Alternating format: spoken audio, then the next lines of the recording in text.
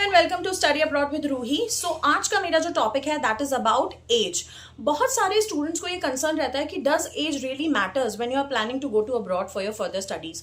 Yes, obviously age का बहुत important matter रहता है जब आप पीआर कंट्री टारगेट कर रहे होते हो लाइक कनाडा, ऑस्ट्रेलिया और न्यूजीलैंड। तो यहाँ जाने के लिए अगर आप मास्टर्स प्रोग्राम के लिए जा रहे हो तो आपकी जो एज है वो 27 तक होनी चाहिए। 27 के अबव की एज में थोड़ा सा वीजा का रिस्क बढ़ जाता है। वो फिर प्रोफाइल पे डिपेंड करता है कि आपकी प्रोफाइल कितनी स्ट्रांग है उस पर्टिकुलर कोर्स के लिए।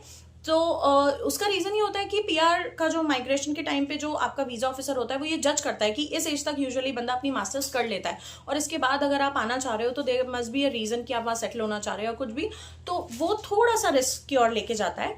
उसके अलावा अगर आप यूएसए और यूके जैसी कंट्रीज की बात करते हो तो यहाँ पे एज का कोई इशू नहीं है। आप 40 ईयर्स के हो, आप 47 ईयर्स के हो, आप 50 ईयर्स के हो, आप वहाँ जा सकते हो, आप पढ़ सकते हो, बिकॉज ये पीआर ओरिएंटेड कंट्रीज नहीं है। तो ये आपको स्टडी ओरिएंटेड कंट्रीज होती हैं। आप वहाँ जाओ, पढ़ो, जॉब करो और वापस आ जाओ। इनके पीआर रूल्स थोड़े से टफ होते हैं, इसलिए इन्हें पता होता है कि आएंगे, पढ़ेंगे स्टूडेंट्स और चले जाएंगे।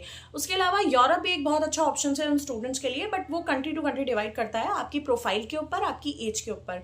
तो अगर आप अबव 30 हो और आप प्लान कर रहे हो अब्रॉड जाने का मास्टर्स के लिए, तो आप अपनी प्रोफाइल जो है मुझे भेज सकते हो। आप इसके बारे में और जानना चाहते हो तो आप मुझे मेल कर सकते हो, मैसेज कर सकते हो, कॉल कर सकते हो और आप अपनी प्रोफाइल के बारे में और डिटेल में मुझसे डिस्कस कर सकते हो। Thank you so much, bye bye.